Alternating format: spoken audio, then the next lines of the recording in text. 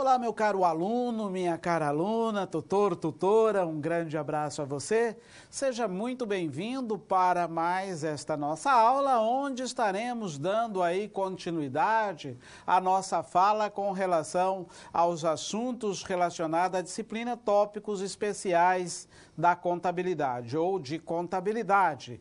Atualidade, revisão aí de conteúdo para, como nós temos visto, relacionado às questões de provas de ENAD, questões de prova de CFC, onde está sendo apresentada a você em forma de situação problema, para que você então esteja trazendo isto para o seu dia a dia. O objetivo da nossa disciplina, como sempre, é estar revisando conteúdos, e ainda trazendo assuntos da atualidade para ser aplicado no dia a dia da profissão do contador. Não me canso de dizer a você que o exame de suficiência é o exame que habilita você conquanto profissional da área contábil. Saindo da faculdade, você tem um certificado, um diploma de bacharel, mas você não é ainda habilitado para a execução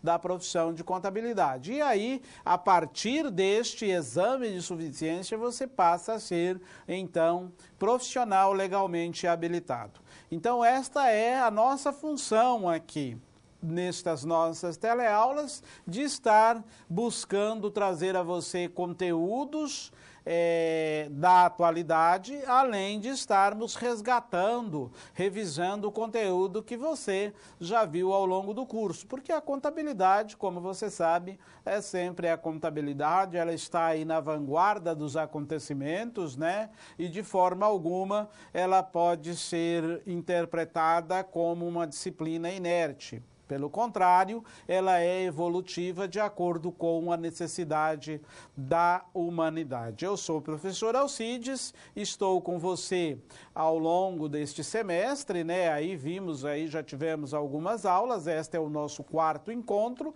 e nós estamos sempre buscando trazer aí, relembrar estes conteúdos que nós já aprendemos ao longo do curso, além de estarmos recheando, com assuntos da atualidade. Então vamos ao nosso primeiro slide para darmos sequência à nossa fala. Aqui nós temos que a presente disciplina, ela visa, apresentar a você a contabilidade como uma ciência que acompanha este processo de desenvolvimento da humanidade, sempre atualizada nas diversas áreas de atuação do profissional contábil. Revisar conteúdos para a realização destas provas do ENAD, do Exame Nacional de Curso, além do exame de suficiência, mas sempre lembrando esta questão aí da atualidade, de buscar aí nas diversas áreas, porque estas nossas questões sempre trabalham assuntos de contabilidade empresarial, de contabilidade tributária, assuntos de contabilidade comercial, também trabalhista, lembrando sempre que o profissional da área contábil, ele tem que estar necessariamente conectados às alterações que ocorrem na legislação. Sempre lembro que hoje o profissional da área contábil não é aquele que vende serviço, e sim aquele que vende as informações. Este é o profissional da atualidade da profissão contábil. Cada vez mais nós vamos ter que trabalharmos voltados aí, buscando, como assessores de informação ao nosso cliente ou ao nosso empregador. De longe deixou de sermos simplesmente aqueles geradores de informação, mas sim os gestores de informação, como sempre saliento a você. E digo isto com propriedade, porque estou nesta área e venho acompanhando a evolução da contabilidade. No nosso próximo slide, nós temos aqui que temos como objetivo levar você aluno do curso de Ciências Contábeis, a revisão de conteúdos. Isto digo revisão porque você já viu, né, ao longo do curso assuntos como este e sempre vamos buscar estar aí revisando, resgatando este aprendizado, além de buscar transmitir a competência exigida para o perfil desta prova, ou de provas de concurso, verificação e revisão de aprendizado buscando a consonância com estas avaliações, apresentando assuntos atuais da contabilidade. Então, este é o objetivo da nossa disciplina, bem como a teleaula. Resumindo, ela visa apresentar a você questões de prova, que aconteceram em anos anteriores, mas buscando transmitir conhecimento a você destes modelos de resoluções de temáticas atuais apresentada pelos concursos, além da palavra-chave ser ENAD questão e prova. Então, isto é o que vamos buscar apresentar. Assim sendo, já logo no nosso primeiro questão aqui, nós temos o seguinte: uma sociedade empresária, ela utiliza o inventário permanente para controlar os seus estoques e apresentou a seguinte movimentação no mês de fevereiro de 2017. Dos estoques de mercadoria. E aqui vem, então, que no dia 6 ela comprou 80 unidades a R$400, 13 ela comprou 120 unidades a 440, vendeu no dia 20 180 unidades por R$800 cada e comprou mais 100 unidades por 480. A sociedade empresária, com base na mensuração do estoque, o critério primeiro a entrar primeiro e a primeiro a sair, ou seja, é o PEPSE, né, que é o primeiro a entrar e o primeiro a sair. Considera-se apenas as informações apresentadas de estoque, de acordo com a NBC-TG 16, que fala a respeito dos estoques, e desconsiderando tributos incidentes sobre as compras e as vendas, o valor do estoque de mercadoria para a revenda no final do mês de fevereiro de 2017 é de. Então vem aí esta pergunta e traz a você alguns valores aqui, do qual você tem que descobrir qual é o valor destes estoques. Aqui nós temos, para que você possa, então, estar resolvendo esta questão, você tem que buscar nos seus conhecimentos assunto relacionado a controle de estoque, que você viu lá na contabilidade comercial, né? Os métodos de estoque, PEPSE, UEPSE e média ponderada, porém aqui está falando que é o método PEPSE. E o inventário é o permanente, o que indica as diferenças de inventário. Você sabe que nós temos duas modalidades, né? Inventário permanente e periódico. Logo, você vai ter que fazer esta análise aí. Como você vai descobrir? Somente fazendo a tabela de controle aqui, tá? Ó, por favor, desconsidere essa letra aqui, tá? Compra, aqui na verdade é vendas, tá? Na tabela. Ficou transferido errado aqui. Então, nós temos aqui que a empresa comprou no dia 6, 80 unidades a 432 mil. Então, aqui, no início, nós temos 32 mil o valor do estoque. No dia 13, ela comprou mais 120 a 440, 52 mil reais. Então, nós temos aqui, no dia 13. Acontece que no dia 20 ela vendeu 80 unidades a R$400, 32 mil, tá? Pelo método PEPSE. O que ela vendeu? Se nós voltarmos lá na nossa planilha, nós vamos encontrar aqui que ela vendeu 180 unidades pelo preço de venda de R$800. Mas para controle de estoque, você não leva em consideração o preço de venda, e sim o preço dos estoques, né? Então ela vendeu 180 unidades. E o método PEPS, então, é o primeiro que entra, o primeiro que sai. Então, você tem que considerar aqui os 80, que foram o primeiro que entrou, a R$400 dá R$32.000, e pegar dos 120 só 100 unidades. Então, desta forma, dá R$440, né? O preço unitário dá 44 mil. Sobraram dos 120, 20 unidades a 440 que vão permanecer no estoque, R$8.800. Mas no dia 27 ela comprou mais 100 unidades a 480, que deu 48 mil, que vai passar a compor os saldos dos estoques aqui. Logo, no final do ano, ela tem um total de R$56.800 em estoque, né? Então, esta é a nossa questão aqui. Então, ó, qual que é a nossa resposta correta? É 56.800. Mas não tem outra forma de você fazer este cálculo sem você levar em consideração o aspecto da planilha de custo.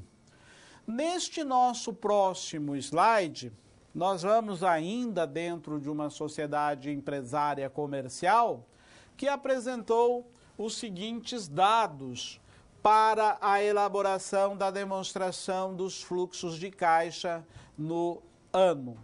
Olha só, aqui nós temos a entrada, tá?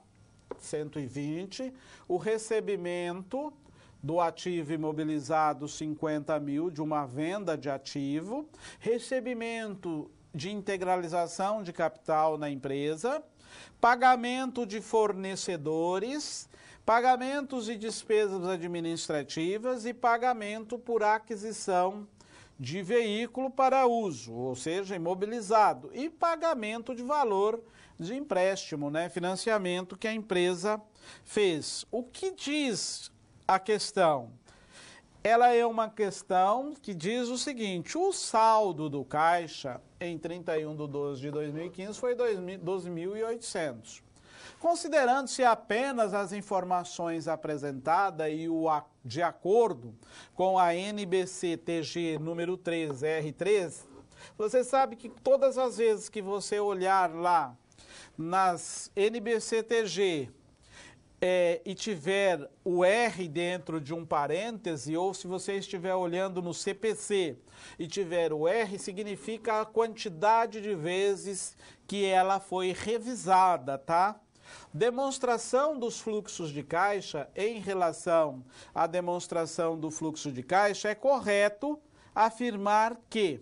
Então, essa NBC-TG aqui fala da demonstração dos fluxos de caixa. E você, considerando de acordo com ela, o que ela diz, em relação a esta demonstração de fluxo de caixa, é correto afirmar que... E aí vem aqui algumas indagações, né? O caixa líquido gerado pela atividade é tal... é 14 mil, o caixa líquido gerado pela atividade operacional é 14 mil, atividade de investimento é 68 mil, caixa líquido gerado pela atividade de financiamento é 120 mil e o caixa líquido consumido por todas as atividades é 12 mil. Então, esta é a pergunta que traz aí para você. É uma pergunta relacionada a fluxo de caixa. Você viu o fluxo de caixa lá na estrutura das demonstrações contábeis, na disciplina, aonde você sabe que nós temos dois métodos de fluxo de caixa, né? Nós temos o método direto e o método indireto. Neste caso aqui, a pergunta nos conduz, de acordo com a tabela de valores apresentada, ao método direto, porque nós não temos ali valores relacionados ao balanço. Para que nós pudéssemos fazer pelo método indireto, nós tínhamos que ter valor relacionado ao balanço patrimonial, para ser feitos os ajustes O método indireto é um método muito mais contábil, né? Mas a pergunta aqui está partindo para o sentido do método direto. E então eu volto a dizer a você, por isso que é importante que você observe com bastante atenção o enunciado da pergunta para que você possa, então, estar respondendo. E você viu que o fluxo de caixa é apresentado pelos três estrutura, né? Operacional, investimento e financiamento. O que tem na nossa planilha de valores, você vai ter que separar e elaborar um fluxo de caixa para responder a pergunta. Caso contrário, você não vai conseguir chegar à resposta correta, tá? Então, se você estiver lá praticando a prova, você que cair pergunta como esta, você vai ter que separar as atividades para a realização da resposta. Então, nós temos aqui no próximo quadro uma atividade, um quadro, né, uma estrutura do fluxo de caixa. Atividade operacional, nós chegamos a um valor gerado de R$14 mil. Atividade de investimento, nós chegamos a um valor gerado de R$22 mil. E atividade de financiamento, chegamos a um caixa gerado aqui, tá, de acordo com o que nós temos, de R$20 mil. Assim sendo, com a soma do nosso caixa de início do período de 12.800, geramos um caixa no período de 24.800. Mas a nossa pergunta, ela é da seguinte maneira: qual destas atividades aqui bate corretamente com o que foi gerado de acordo com o nosso caixa? O caixa nosso líquido gerado pela atividade de investimento foi 68 mil? Não, não foi, né? Muito pelo contrário, foi menos 22 mil. O caixa líquido gerado pela atividade de financiamento foi de 120 mil? Não, o nosso caixa líquido gerado pela atividade de financiamento foi de 20 mil. Então, estas duas perguntas aqui, nós já excluímos, né? O caixa líquido consumido por toda a atividade foi de 12 mil? Não, não foi. De acordo com o que nós temos aqui, foi gerado aqui para nós um caixa líquido de 12 mil reais, de 24 mil reais. Logo, o caixa líquido gerado pelas atividades operacionais foram de 14 mil, né? Então, bate esta resposta aqui, é esta que é a resposta correta do nosso fluxo de caixa. Então, veja só que, analisando aqui o fluxo de caixa, chegamos à conclusão que a resposta correta é a letra A. Assim sendo, cada questão você vai aplicar o teu conhecimento para a resolução. Aqui nós tivemos duas situações, né? Uma questão que trouxe para você a questão do fluxo de caixa, que é da estrutura das demonstrações contábeis, e outra que trouxe para você a análise do custo pelo método PEPSI. Agora, para darmos sequência à nossa aula, vou deixar você com um vídeo e logo em seguida voltaremos dando continuidade. Inicialmente, os empresários deveriam entender o que é a contabilidade. Por quê?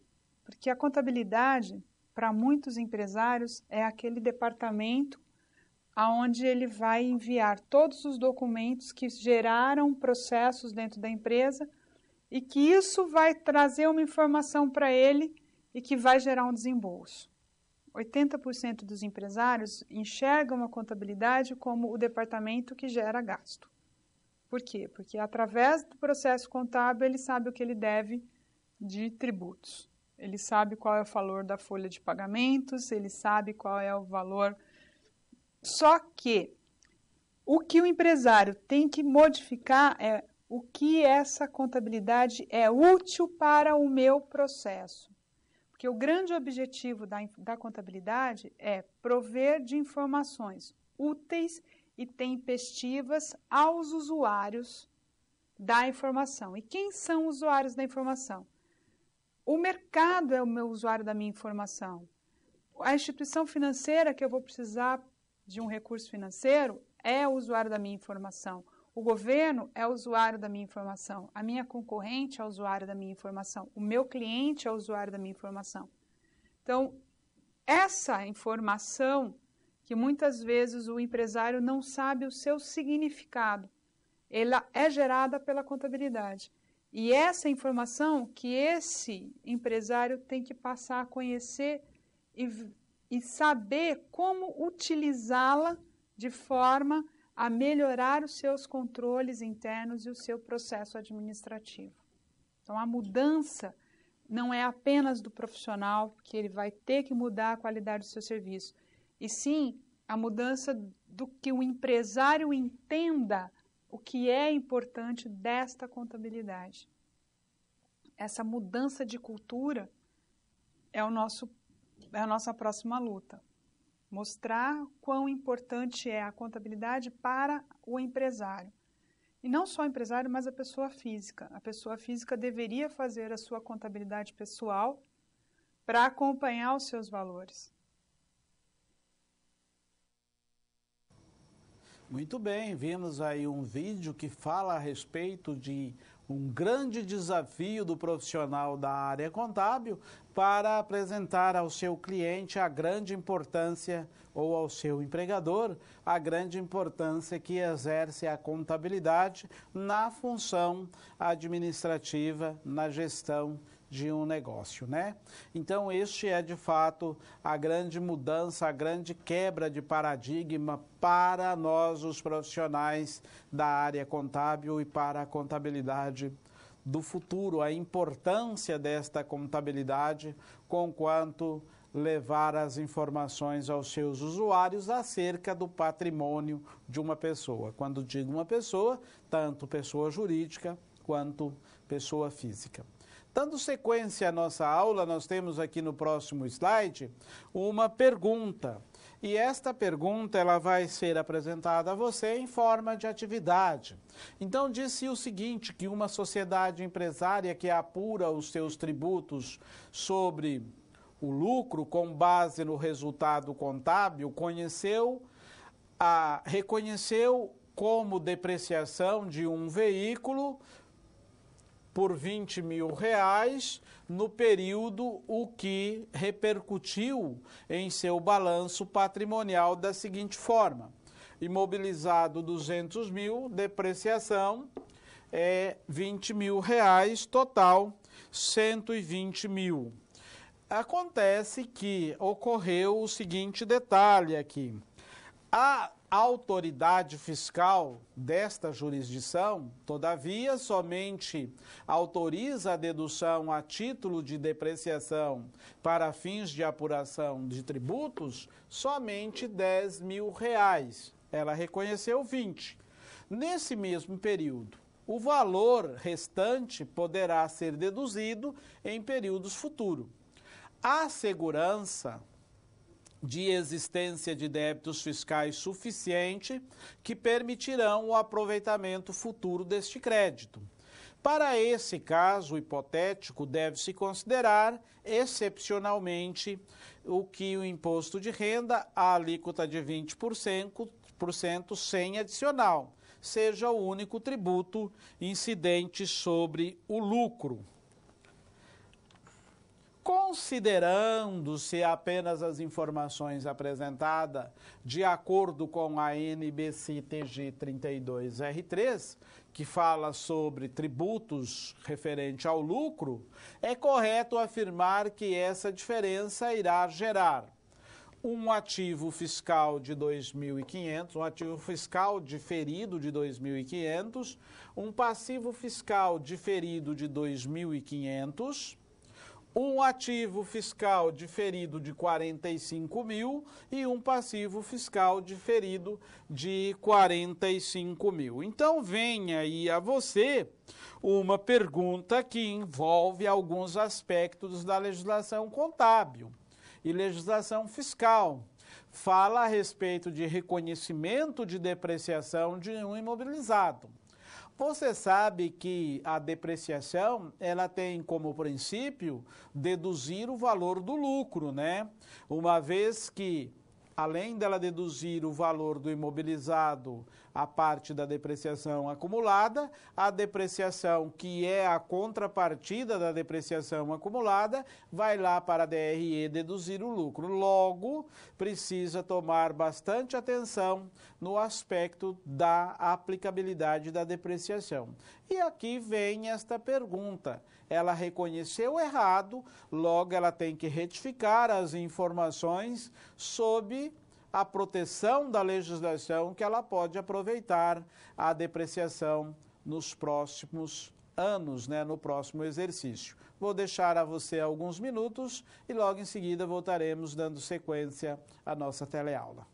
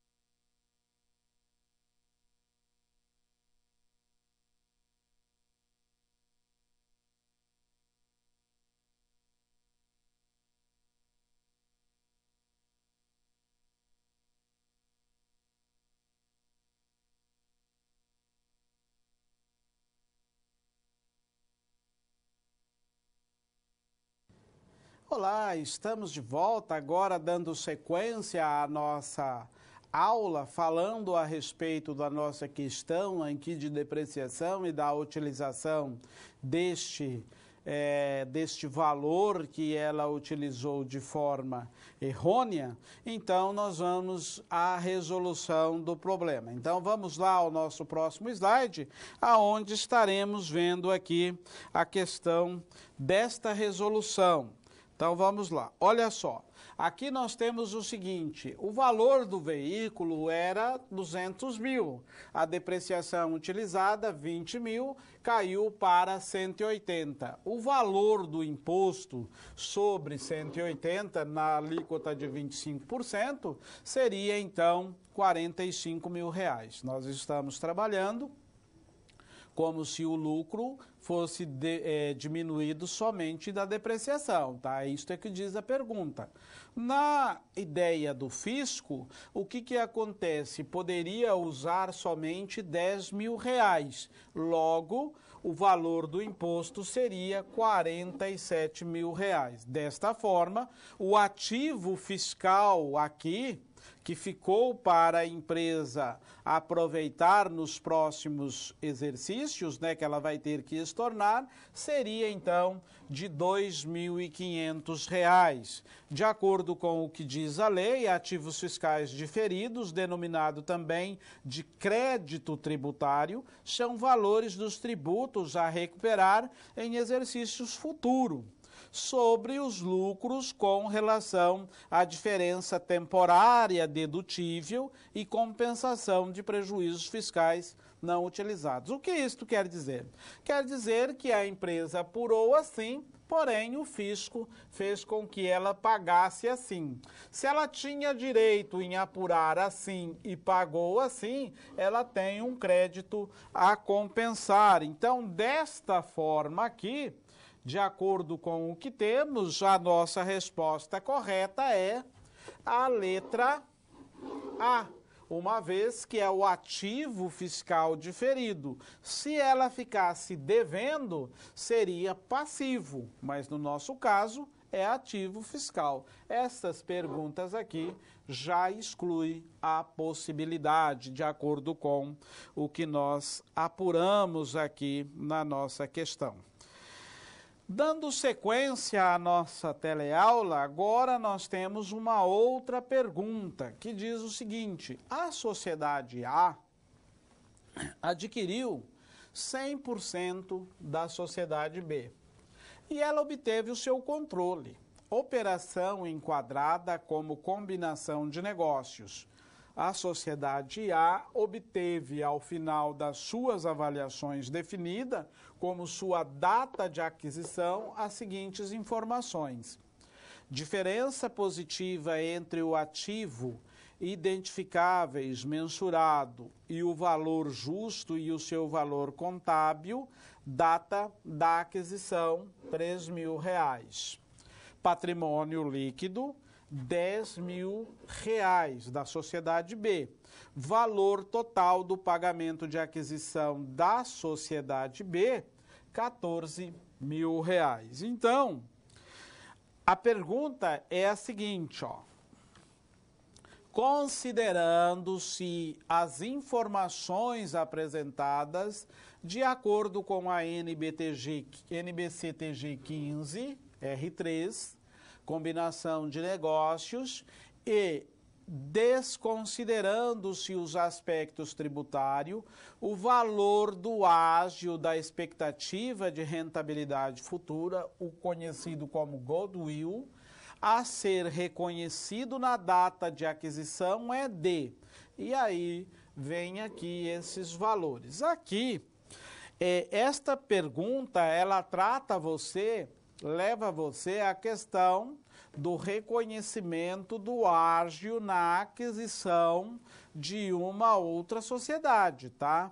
Então, esta é importante você entender que, neste caso aqui, ela está falando de negociação de sociedade ou o chamado resultado aqui da goodwill, que é reconhecido na hora da compra e na hora da contabilização. Então, você vai ter que fazer esta análise para que você saiba qual é o valor da diferença. Então, vamos lá para estarmos resolvendo? Então, vamos lá. Ó, aqui diz o seguinte, a diferença aqui são os dados que nós transferimos da planilha, né? Então, o valor contábil do ativo é R$3.000. O valor do patrimônio líquido é 10 mil. Logo, o valor contabilizado, R$13.000, certo? O que foi pago? Foi pago R$14.000 de acordo com as informações que temos. Então, tivemos um valor de ágio no valor de R$1.000. É a diferença entre o valor contabilizado e o valor pago. A diferença para mais ágio ou menos deságio, né? Ou para menos deságio, entre o valor de mercado de bens do ativo e o valor contabilizado desses mesmos bens na sociedade investida. Então, desta forma aqui, qual será a nossa resposta? Pelo que nós vimos ali, nós tivemos um valor de ágio de R$1.000. Então, segundo o que está reconhecido na contabilidade e o que está é o valor que foi pago, tem uma diferença de R$1.000. Dessa forma, a resposta correta é a letra B, né? Então, seguindo adiante com a nossa próxima questão, que nós temos aqui, é o seguinte, ó. Uma sociedade empresária, ela coletou os saldos de algumas contas de resultado constante na sua demonstração, em seu balancete anual emitido em 31/12/2016, conforme a seguir. Abatimentos de venda, COFINS, faturamento, comissão de vendas, descontos concedidos, descontos incondicionais, devoluções de venda, ICMS sobre venda, PIS sobre faturamento e receita bruta R$300.000. Então, você tem aqui esses valores que a sociedade coletou na sua demonstração, seja balancete de verificação, né? A pergunta vem o seguinte, considerando-se apenas as informações apresentadas de acordo com a lei, a NBC-TG 26, que fala da apresentação das demonstrações, e a NBC-TG 30, que fala das receitas, o valor a ser divulgado como receita da sociedade empresária na demonstração do resultado do período encerrado em 31/12/2016 é de qual valor? Então, nós temos aqui as informações, né, de acordo com a lei, de acordo com a demonstração. Nós temos uma receita bruta de venda de R$300.000, só que essa receita bruta, de fato, não representa o valor da receita da empresa, como está sendo perguntado aqui, né? O valor da receita é de... Quanto que é o valor dessa receita? Aqui você tem que ter conhecimento tributário, de saber diferenciar o que é receita e o que é faturamento e, além de tudo, conhecer as demonstrações contábeis, né? Para você estar buscando no seu conhecimento a resolução desta questão. Então, vamos lá à resolução.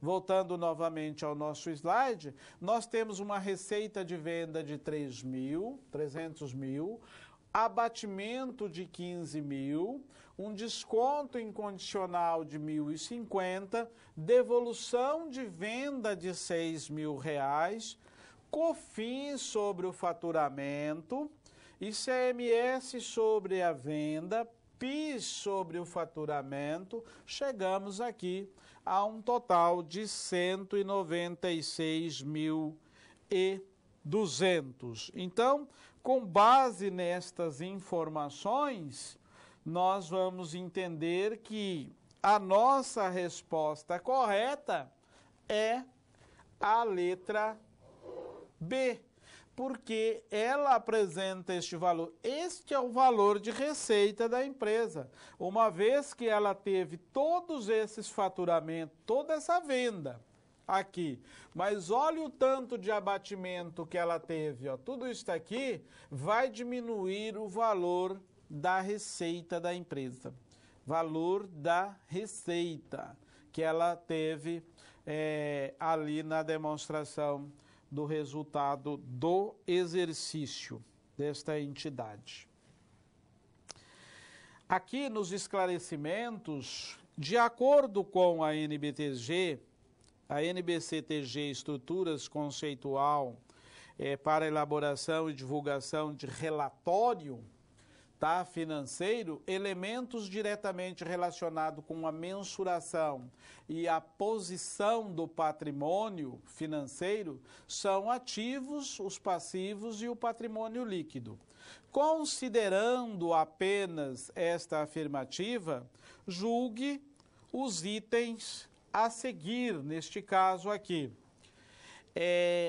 Relativo aos ativos e passivos e ao patrimônio líquido como verdadeiro, para o verdadeiro você assinale a letra V, e como falso a letra F, e em seguida assinale a alternativa correta neste caso aqui. Então vem aí as seguintes afirmativas, né? Ativo. Ativo é um recurso controlado pela entidade como resultado de eventos passados,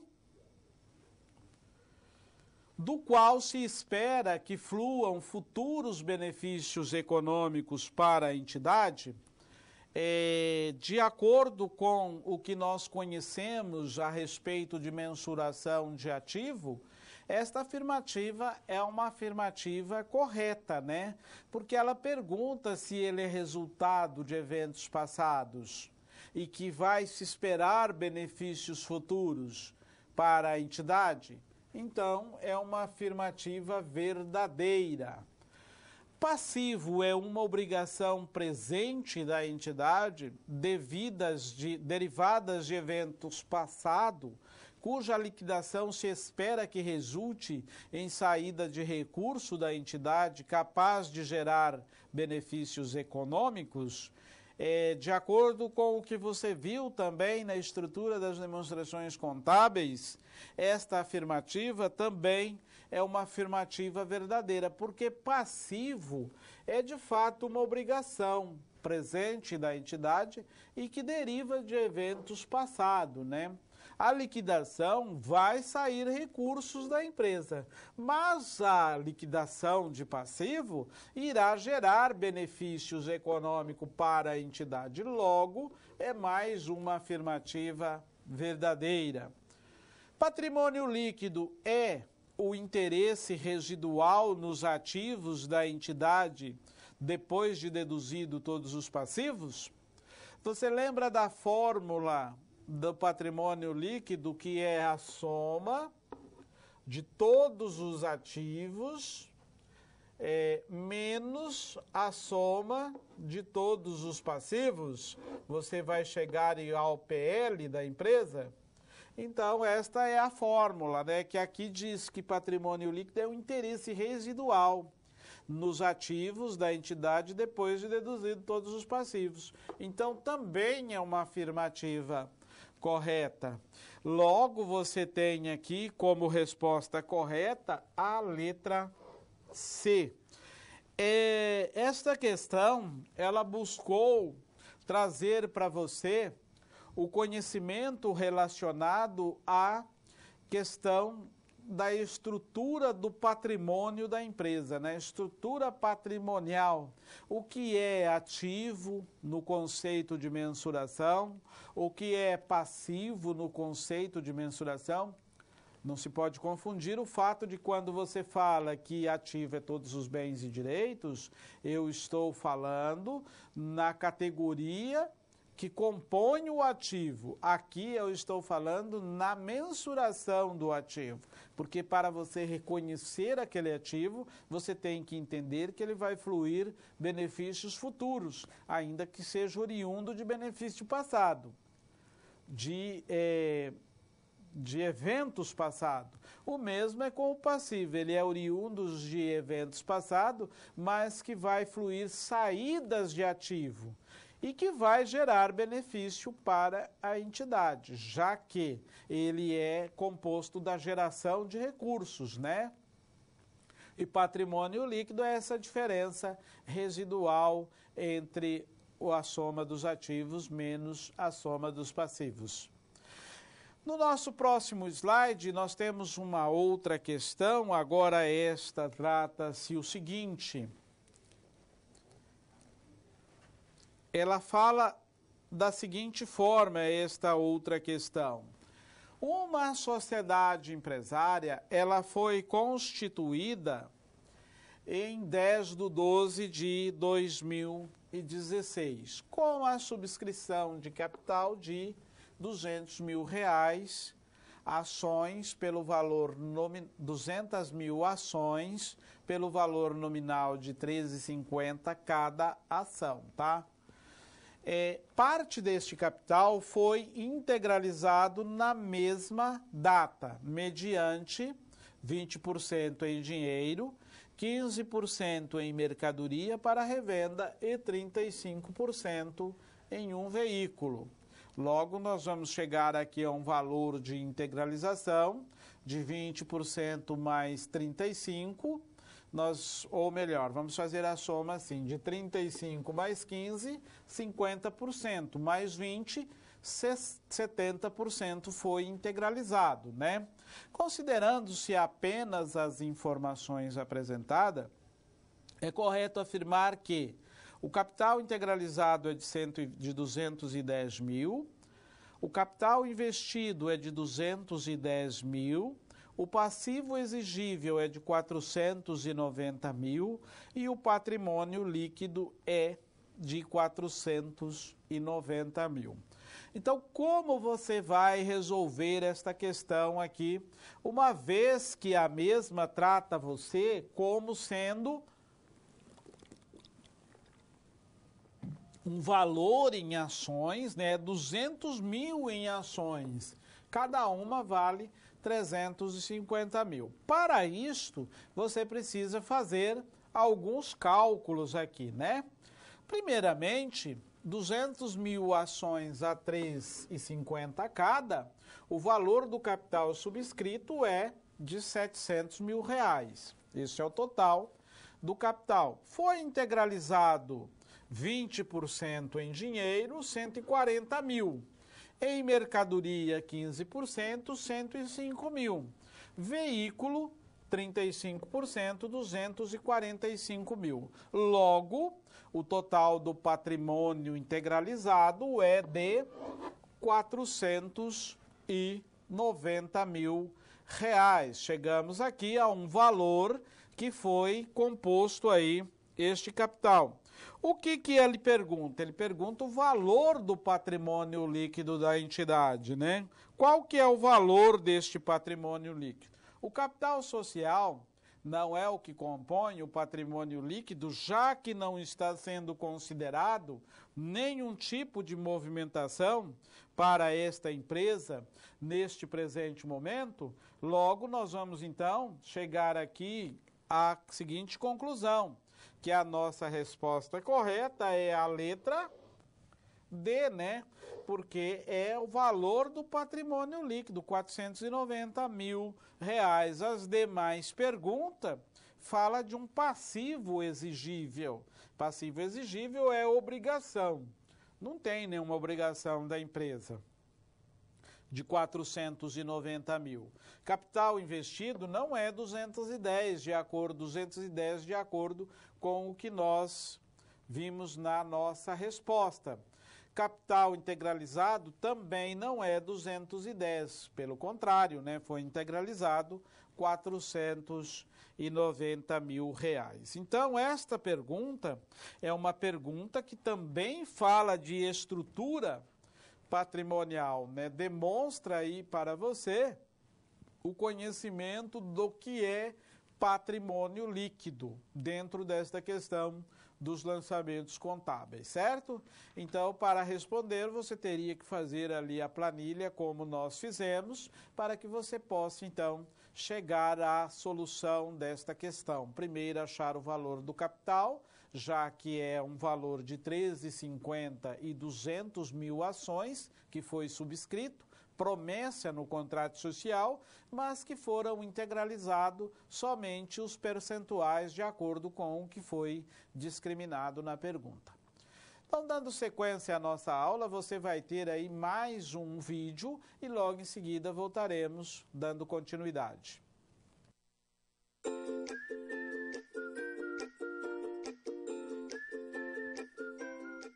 Desde criança, sempre fui muito curioso.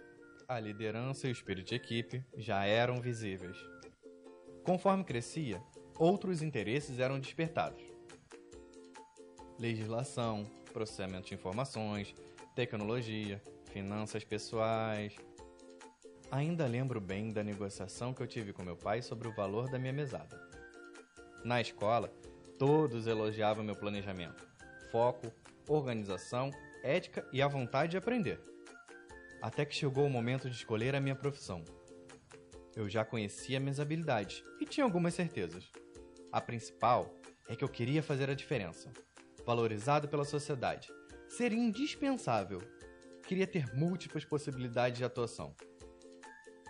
Queria domar um leão por dia. Hoje, sei que a minha decisão foi acertada. Sou realizado. Sou contador.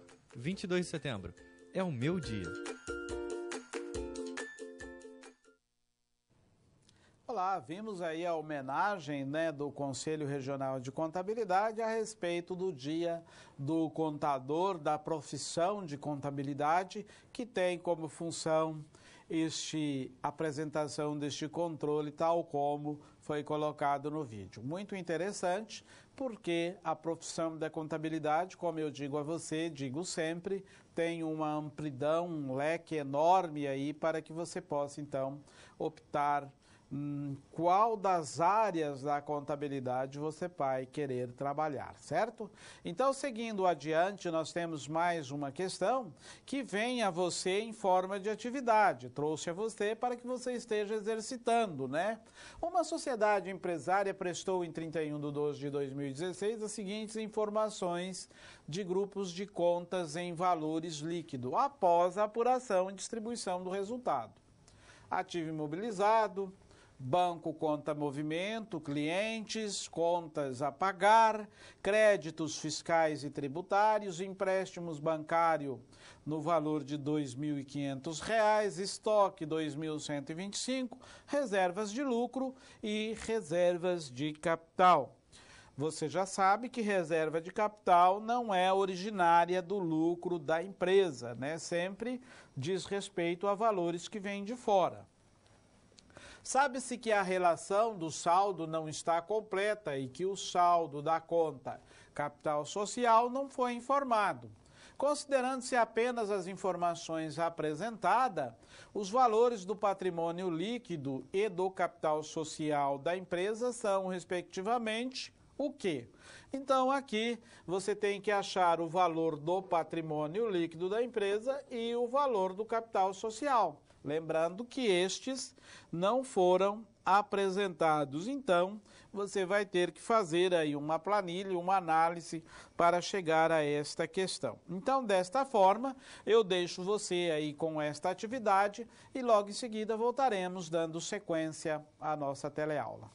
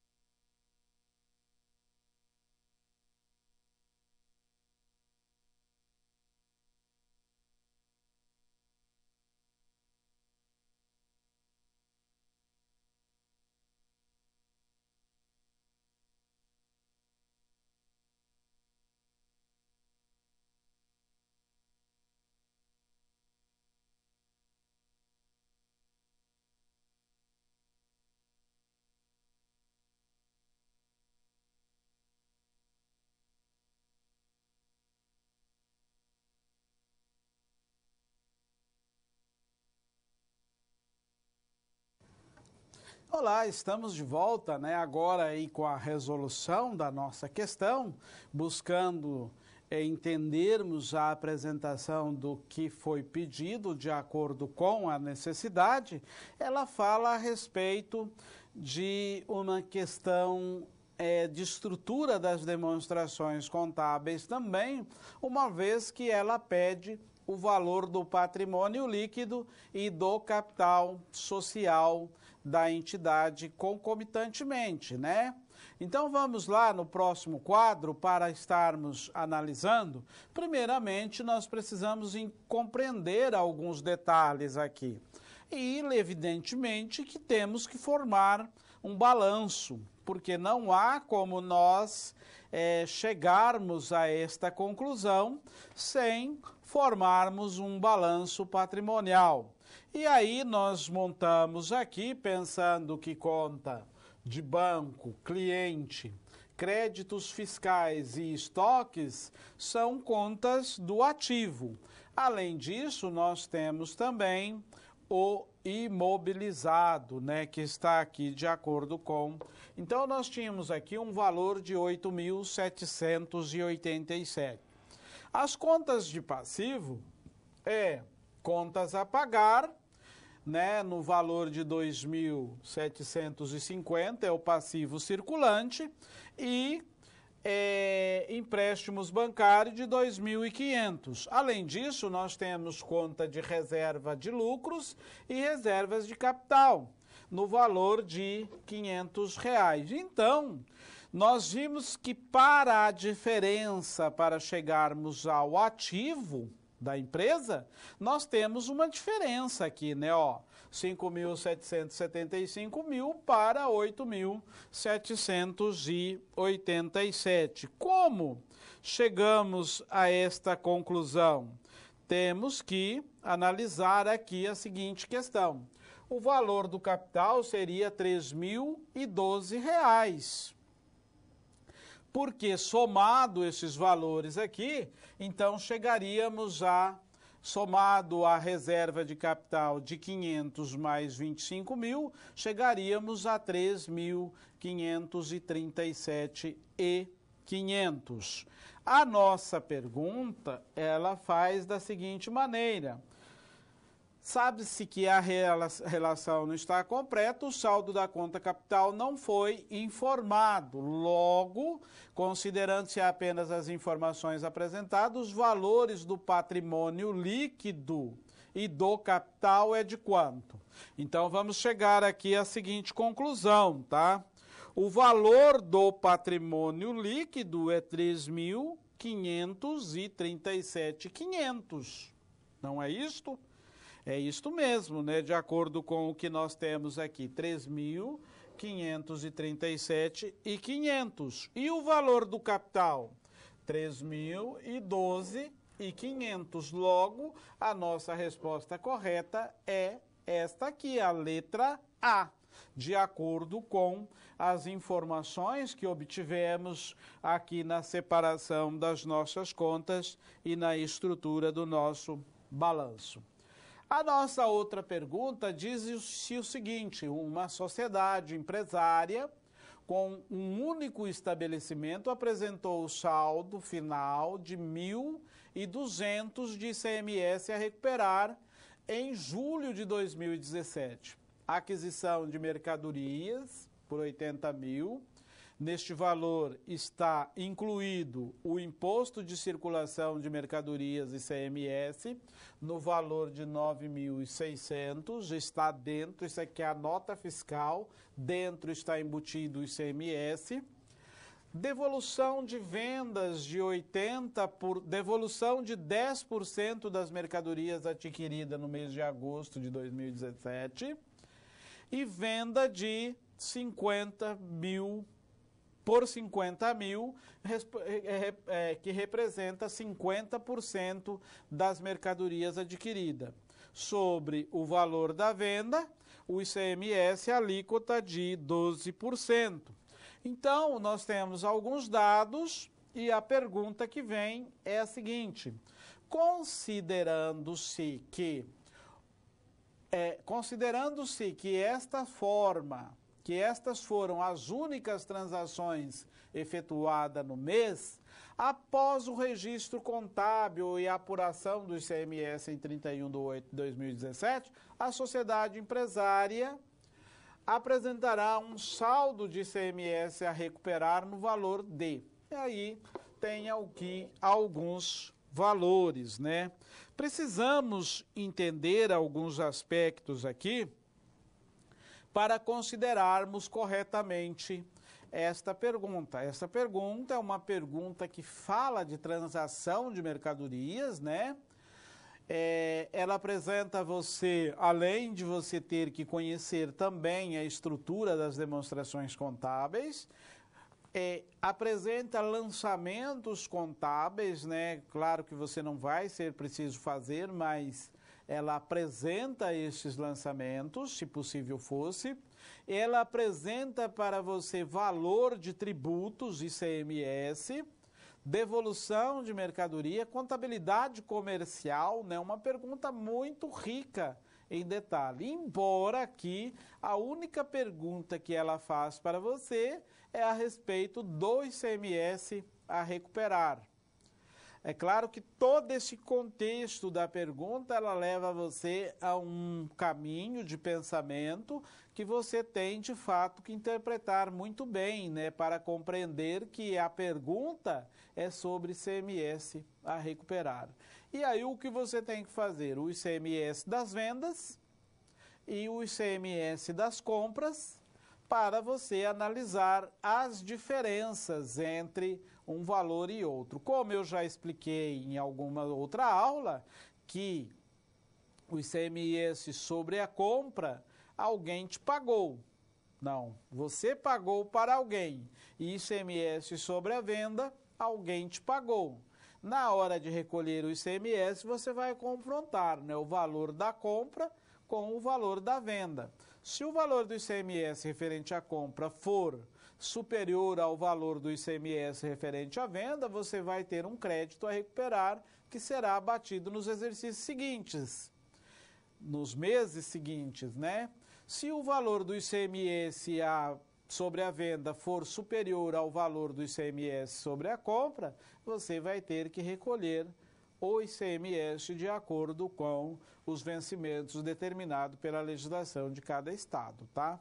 Então é assim que funciona a questão da conta do ICMS. Para resolvermos esta questão, vamos lá aos nossos slides.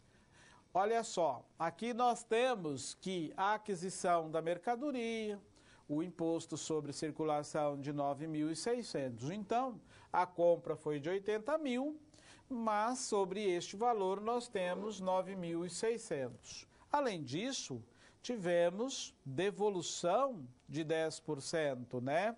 Então, vamos devolver aqui a devolução da mercadoria no valor de R$ 960 sobre o ICMS, tá? Como eu não estou preocupado com o valor da devolução do que foi comprado e sim somente a apuração do valor do ICMS, eu já apliquei os 10% direto no valor do ICMS.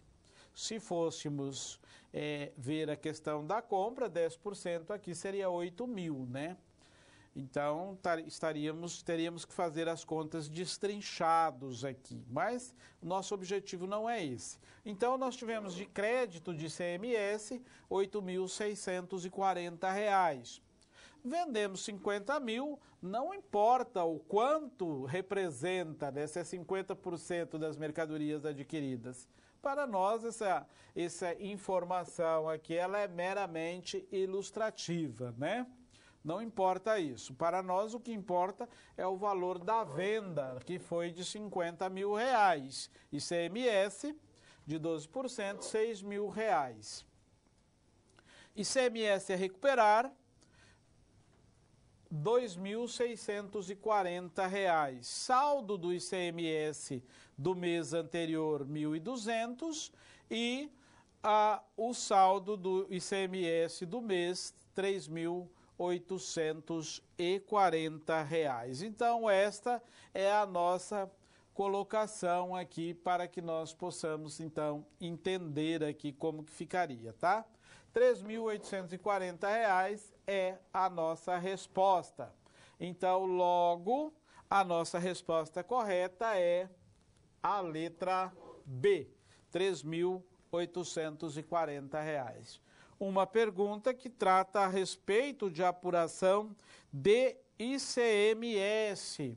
Logo aqui, para que possamos compreender bem aqui esta questão, de acordo com a nossa pergunta, ela teve um saldo aqui, ó, de ICMS do mês anterior a recuperar, que foi o que foi apresentado aqui no nosso valor aqui, ó, para que você apurasse, teria que considerar ele também aqui. Então, logo nós consideramos, né, que o valor do ICMS 8.640 menos 6.000 seria 2.640, mas nós já tínhamos 1.200 do mês anterior, o que levou a R$ 3.840. E isto é importante, porque isto leva você a um departamento, né, a um trabalho de departamento fiscal dentro de uma empresa ou dentro de uma empresa de contabilidade que presta serviço a outras empresas. Leva você aí a esta apresentação, né, de departamento fiscal. Para seguirmos adiante com a nossa teleaula, nós temos agora um momento de reflexão. Você entende que o exame de suficiência valoriza a classe contábil? Então vem aí uma pergunta a respeito do exame de suficiência, se ele vem valorizar a classe contábil ou não.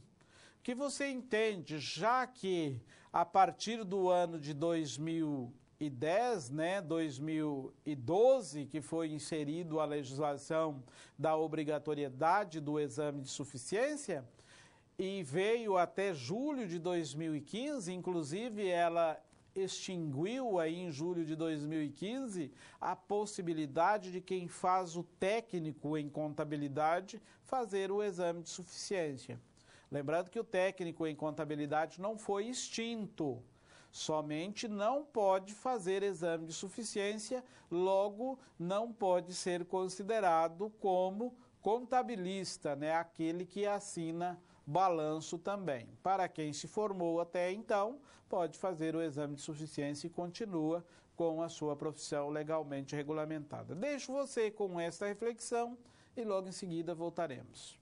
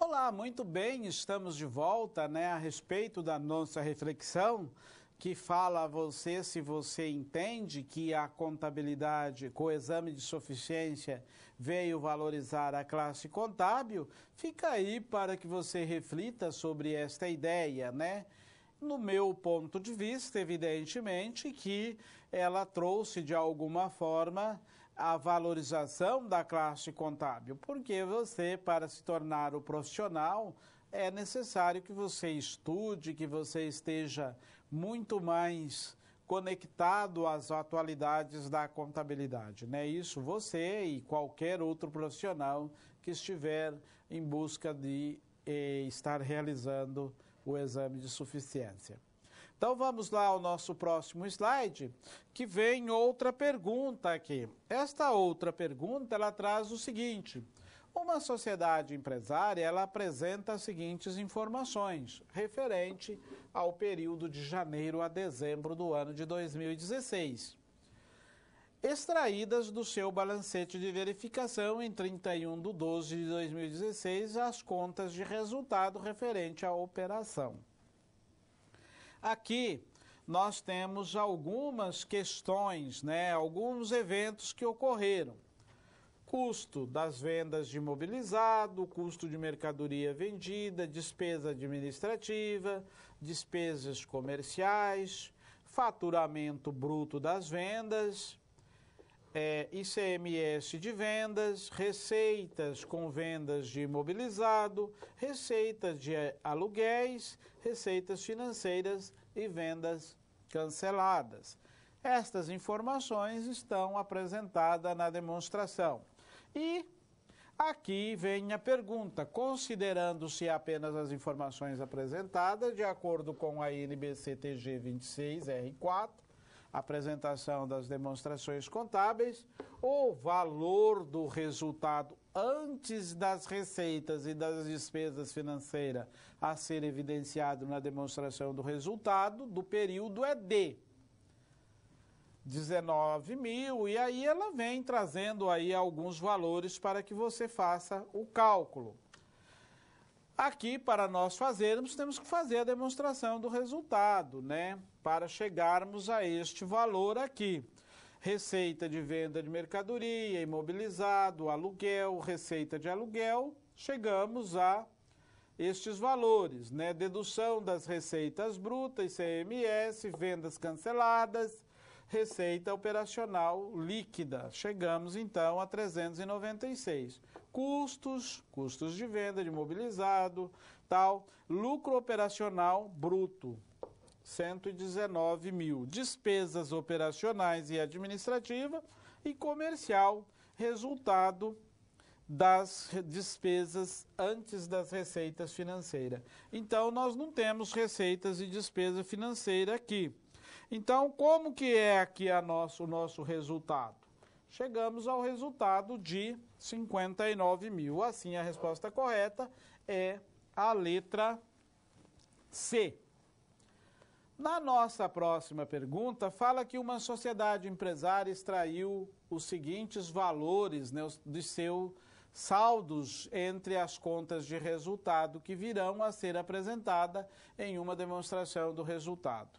Aqui tem códigos, que são códigos, e aí vem imposto de renda, IRPJ corrente, devedor, diferido credor, saldo do IRPJ diferido credor, contribuição social diferida e corrente, devedor e credora.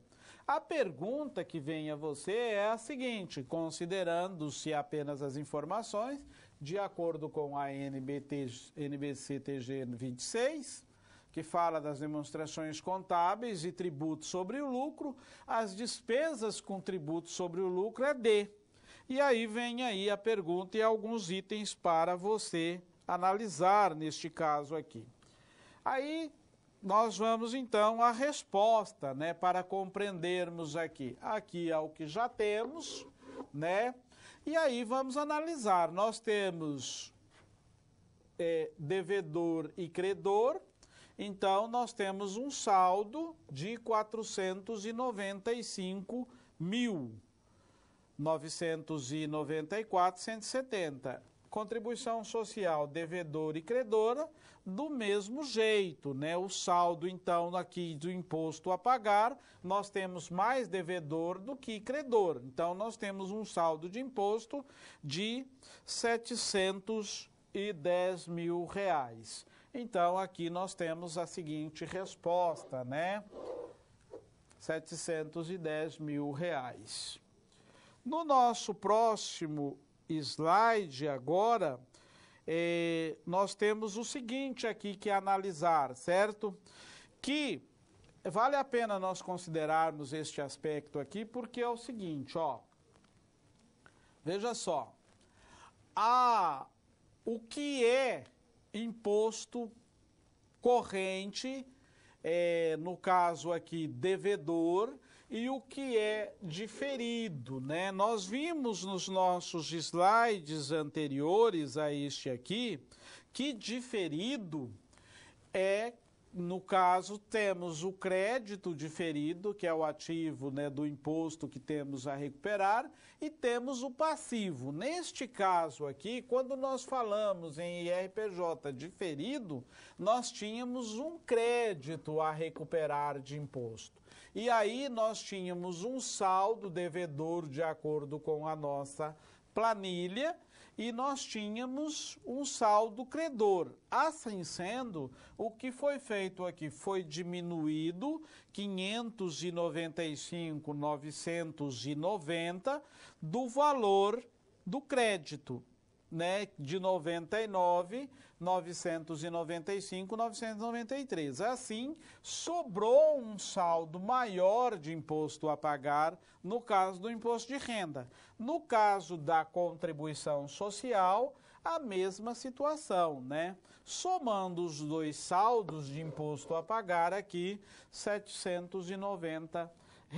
Desta forma, ocorre que quando você faz a análise de acordo com o que pede a pergunta, chegamos ao valor de R$ 710.559,260. R$ 710.559.261,91.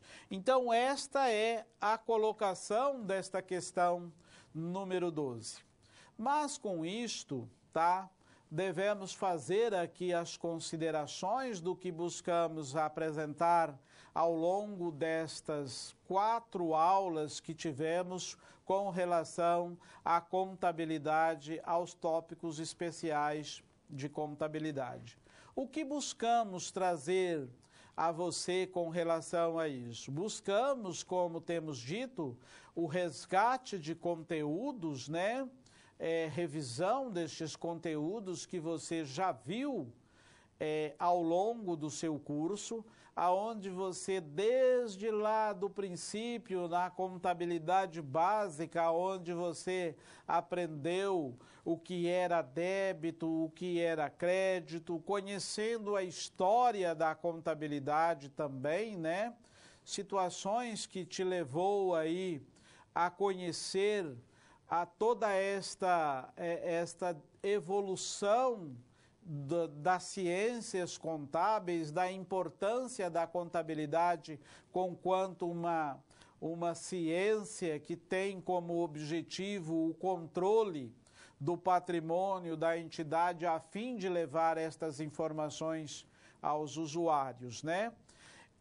Apresentamos ao longo dessas 4 teleaulas situações relacionadas à atualidade da contabilidade, questões do dia a dia que vai evidenciar aí na sua profissão, que com certeza você vai ver situações como essa para aplicar no seu dia a dia da contabilidade, da sua profissão, se você for um profissional que já está trabalhando na área, e se você não for um profissional que esteja trabalhando na área, mas que esteja aí buscando o seu espaço no mercado, então foi apresentado a você em formas de questões, tá? questões que foram extraídas do ENAD, né, de Exame Nacional de Curso, e questões que foram extraídas também do exame de suficiência do CFC, do Conselho Federal de Contabilidade, que é aplicado 2 vezes por ano. Essas questões, estas situações, problemas que foram apresentados a você, não visa somente preparar você para qualquer tipo de concurso ou de prova que seja, mas visa preparar você para a situação do dia a dia. E é claro que você, enquanto profissional da área contábil, você vai ter que realizar o exame de suficiência. Como já dissemos aqui, como já foi dito, não é possível você exercer a profissão de contabilidade sem realizar o exame de suficiência. E é claro que a realização destes exames de suficiência, estas questões de prova que foram apresentadas aqui, tem como função também alertá-lo, né, além de resgatar o conteúdo, alertá-lo para as formas que são aplicadas às provas do exame de suficiência. São questões de assunto que com certeza você já viu ao longo do curso, são questões que diz respeito à atualidade da contabilidade, mas que em muitas das situações precisamos ter noções de como interpretá-la. Eu sei que muitos de vocês deste semestre já fez o exame de suficiência e outros têm aí como objetivo praticá-lo nos próximos semestres, né? E que você já tenha aí uma noção de como eles vão cair. É claro que se você entrar no site, você vai encontrar essas questões, mas com quanto objetivo de professor, estou aqui passando a você informações de cada uma dessas questões, das formas que foram aplicadas e de como você tem que resolver. Bom, me coloco à sua disposição para que você tenha dúvida com relação a cada uma dessas questões que foram aqui apresentadas, pode estar enviando as suas sugestões, bem como as suas dúvidas via aos tutores de sala. Com isso, então, e aos tutores eletrônicos, né, que te atendem. Com isso, então, eu quero deixar a você um grande abraço, agradecer a cada tutor de sala que está aí, aluno, agradecer o nosso tutor eletrônico aqui, o nosso operador de mesa e dizer que nós estaremos juntos em uma próxima oportunidade, se Deus assim permitir.